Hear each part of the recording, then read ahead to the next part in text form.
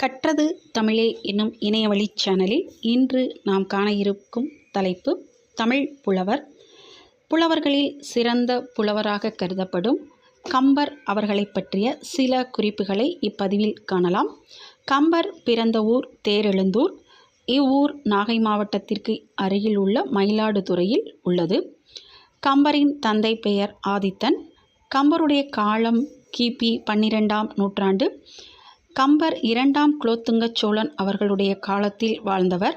இவருடைய சமகால புலவர்கள் அப்படின்னா ஜெயங்கொண்டார், ஒட்டக்கூத்தர், புகழேந்தி ஆகியவரை குறிப்பிடலாம்.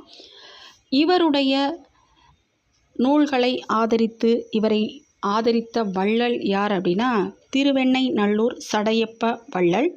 இவர் செய்நன்றி மறவா இயல்பினர். தம்மை ஆதரித்த அந்த வள்ளல் சடையப்பவரை 1000 பாடல்களுக்கு ஒரு பாடல் வீதம் பாடி சிறப்பு செய்துள்ளார்.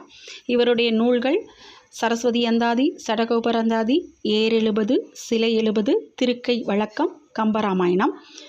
இவருடைய பெருமையை சுட்டக்கூடிய தொடர்கள் அப்படின்னு பார்த்தோம்னா கம்பன் வீட்டு கட்டுத்தறியும் கவிபாடும், விருத்தமெனும் ஒன்பாவிற்கு உயர்கம்பன், கல்வியில் பெரியவர் கம்பர் என சிறப்பிக்கப்படுகிறார்.